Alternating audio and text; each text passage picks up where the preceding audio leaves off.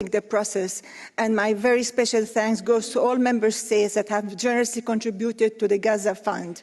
I urge all members to support this critical sub-account. I would like also to acknowledge UNESCO's Palestine Office work for their invaluable efforts in Gaza.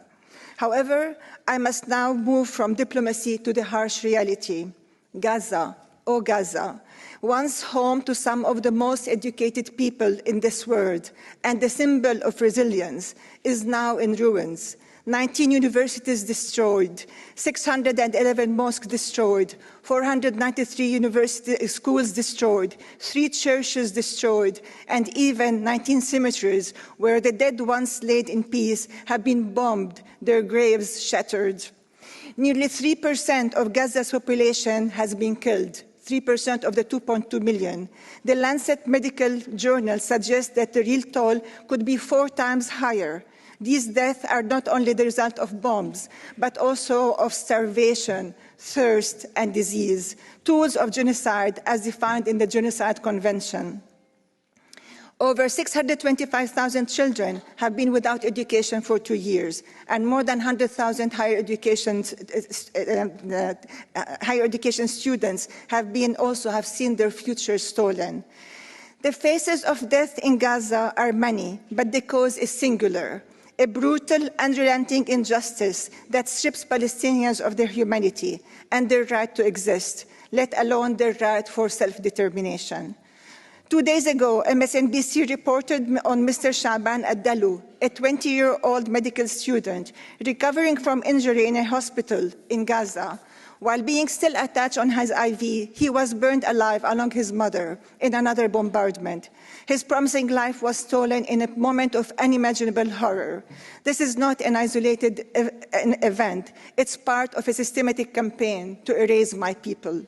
Even children as young as 5 are telling aid workers they no longer want to live. 5 years old, should be dreaming of their future, are instead praying for death to end their suffering. This is no longer a political issue. It's a moral catastrophe that should shake us all to our core. I conclude with the words of Palestinian scholar, Professor Rafat al-Arir, who along with his family was killed by an Israeli airstrike. In his poem, he leaves us with a plea. He says, if I must die, you must tell my story, to sell my things, to buy a piece of cloth and some strings, make it white with a long tail, so that a child somewhere in Gaza sees the kite, my kite, and thinks for a moment as an angel is there bringing back love. If I must die, let it bring hope, let it be a story. Let this be our rallying cry here at UNESCO and elsewhere, for justice, for peace, for a world where no child again wishes for death, but dreams instead of a life filled with love, dignity, and hope. Only an immediate ceasefire can stop this living hell. Only an end of the Israeli occupation can stop this living hell. This is not just about saving lives today, but about preserving the hope of a just peace for tomorrow. I thank you. Thank you.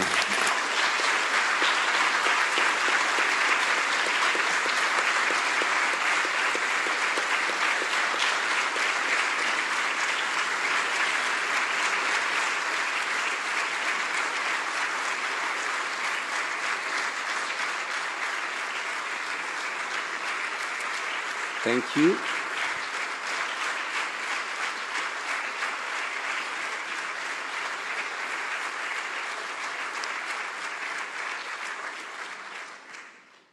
Thank you, dear colleagues.